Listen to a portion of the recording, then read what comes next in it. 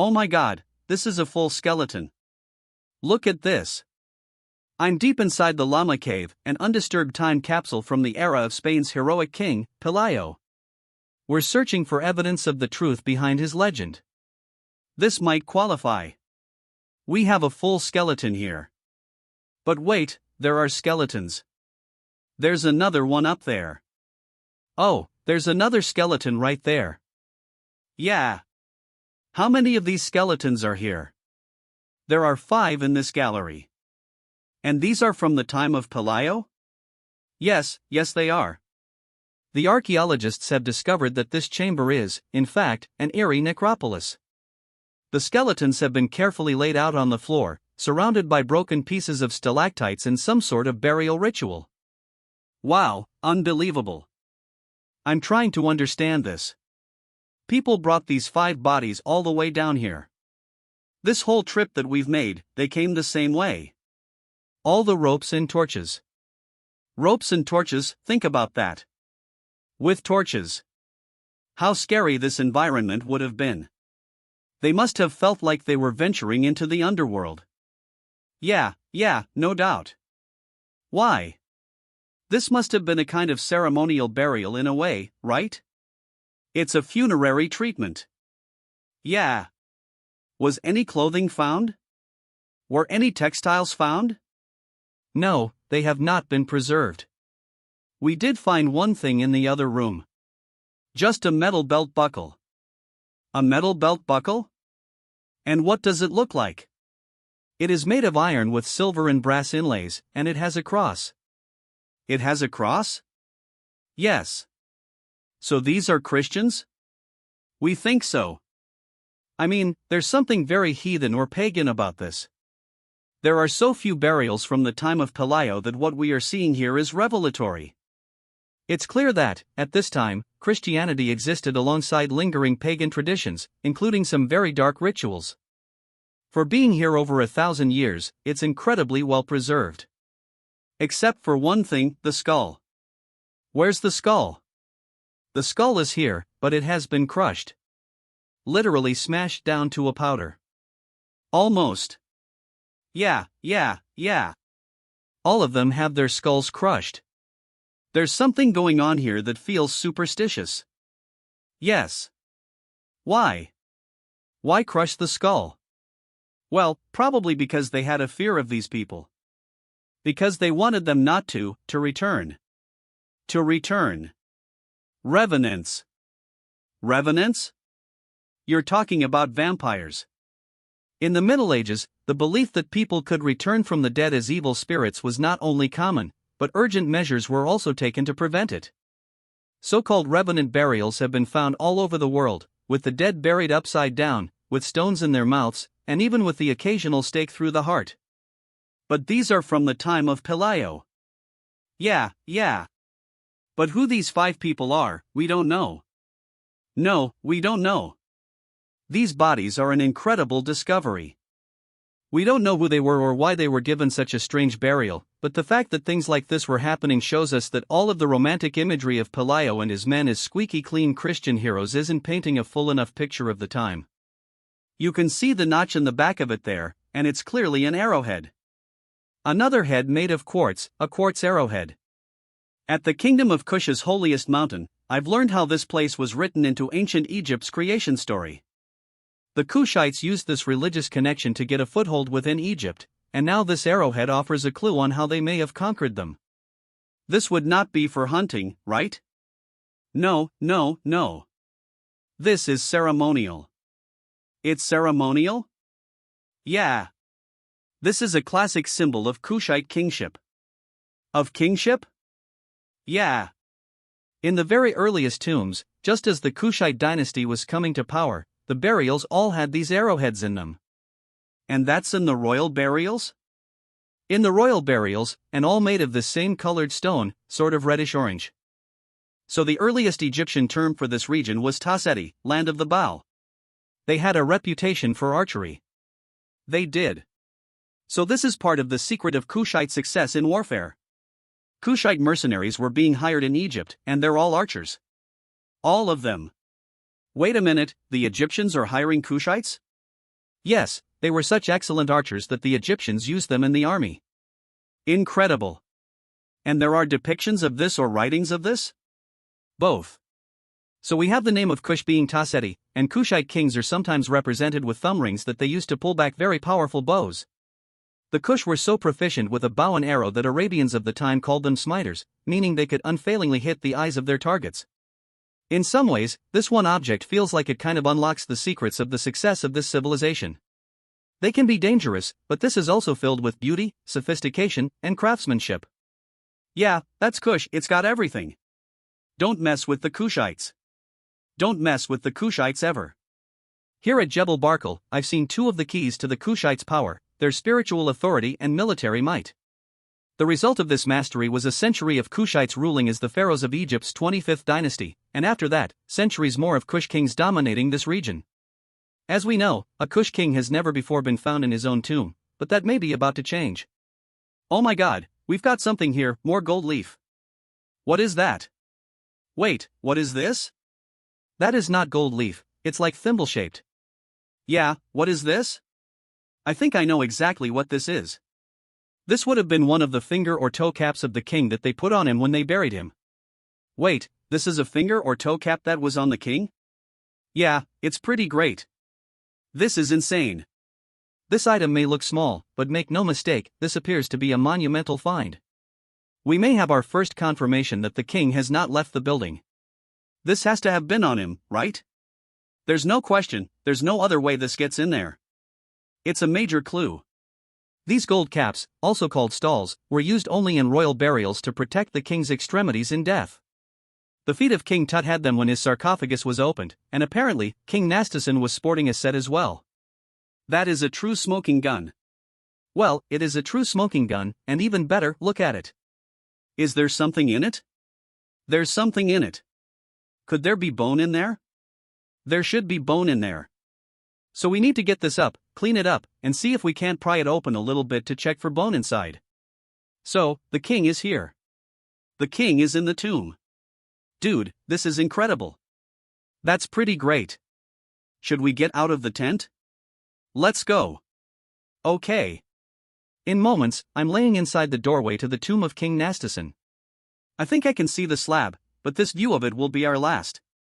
That still kicks off as soon as we come in. God, I can't see anything now. Can't see my hand in front of my face. What I want you to do is come around this corner where I am, clockwise around it. Yeah, clockwise around it. Okay, let me get your left hand and put it down here on the bottom left corner of this slab. Oh my gosh, it just feels smooth as can be. But as we run our hands over the slab, Pierce Paul notices something has changed since his last visit to the tomb. Hold on a second, give me your hand and feel this. Is this a crack? I just don't understand. It's not just a crack, it feels like the corner itself isn't here. Did a part of this cave in and crack the top of the slab? That's really what it feels like. This is disconcerting. Sometime recently, a piece of the ceiling likely collapsed onto the slab with enough force to crack a large section of it off. On the other hand, we now have an unforeseen opportunity. Is it possible for you to get your hand under that slab in that cracked area? Let me check. Just give me your hand, put your hand under here and feel this. Hold on. Okay, I'm at the corner of the crack. Yep. Oh my, this goes down. You can go inside of it. This is 100% hollow. This is not just a platform on the floor. There is open space under this. Stop the presses. This slab is not a burial platform at all, it is the lid of a sarcophagus that has remained unopened for thousands of years until now. The downside? Well, at any moment, this entire tomb is in danger of collapse. We decide to resurface in the air pocket of Chamber 2 to plan our next steps. So that's definitely hollow in there. This is huge. We now know that the slab is the top of a container of some kind. Yes, you can get your arm in there, there's definitely material. So what's the move now? Now we need to actually get some of it out of here. Having reached into what appears to be a sarcophagus, Pierce Paul doesn't want to waste any time. Excited at the possibilities, he intends to begin excavating immediately. Oh man, so what you can see here is it's all wrapped over itself. That's astounding. Look at that. My first dive into the flooded tomb of King Nastasen revealed a cracked sarcophagus lid that could lead to the first remains of a Kush king ever found in his own tomb. But as we learn in the dig sifting tent, it also revealed gold. This may be commonplace for you, but just the fact that we've gone into this tomb once, and we're coming out, and there's gold in this too, and it shines as gold does, just like it did thousands of years ago. At one time, this thin gold foil likely covered everything in these chambers, pottery, offerings, even the huge slab in the tomb. In fact, the entire room may have been literally covered in gold, pounds of it, that will be recovered one flake at a time. Okay, very carefully bringing this back to you. Look what we got coming out here. I felt you hand this to me and I was like, what is this? Incredible. This kind of thing makes Tracy's day. It does. This is my version of gold. Yes, this is more than 2,000-year-old pottery from Nastasen's tomb. It likely held an offering that Nastasen would have used in his afterlife, making it literally fit for a king. And just to think, that's been sitting down there in complete darkness for thousands of years. Beautiful, absolutely. Come on, I got another piece of stone down here. Looks like Portland stone. This looks like it might have patterning on it. Oh, that is really cool. Definitely seems to have carving on it. I'm going to bring it to the surface now. Okay, great. We'll have to bring it to the team and see where it came from. And maybe one of these statues along here, but that's for sure. That's work, sandstone. That's from something, yeah. This is from something that was carved 1,000 years ago. How about that? Yeah, incredible. Insane. The pattern on the second fragment I found suggests that it may be part of the carved Naga serpent that once encircled the moat. Most importantly, we have confirmed that there are fragments of sculpture in the water here and have given the team a whole new region in which to search. As for me, right now, I have one priority. Can I get out of this water now? Yeah, come on up. You sure? Yes. Dave, can I get out? No. Stay in. He's the worst. He's the worst. Millimeter by millimeter, we expose ancient letters from beneath the soil. But making them legible is going to take a little more work. What's the next step? The next step is washing it. Okay. Please, Steve. With the dirt swept away, all it takes is some water and elbow grease for the past to shine through. Wow. Look at that. Oh, just coming to life. That's unbelievable. Can I see the scrubber? Sure. If it looks like we shouldn't be doing this, don't worry, the mosaic has lasted 14 centuries in a harsh world. A little spit and polish isn't going to hurt it. Wow, my brain is exploding right now. It looks like it was written just a few hours ago. It really does. I can't describe what an honor it is to be able to see this and to reveal it to the world in its entirety, for the very first time. This is unbelievable. I mean, look at this. It's extraordinary. The entire inscription is here, not a letter is missing. In the news articles, I saw a corner of this but not the whole thing, really. This is the first time publicly it's being shown clearly. This is the first time the world has seen this in 1400 years. Amazing, isn't it? Ha! It's unreal. Okay, now the big question. What does it say? I read ancient Greek about as well as I swing dance. Fortunately, Steve and Modi have Professor Jacob Ashkenazi on hand to do the translating. Okay, so, Professor, help us out here. What does this say? The word here, Kappa Omicron Rho, it means the chief of what? Right, the chief of what? Aha! Of Apostolon. The Apostles. The Apostles. Chief Apostles of the Apostles. Peter. Peter. Peter is Peter, nobody else. He's the chief of the apostles.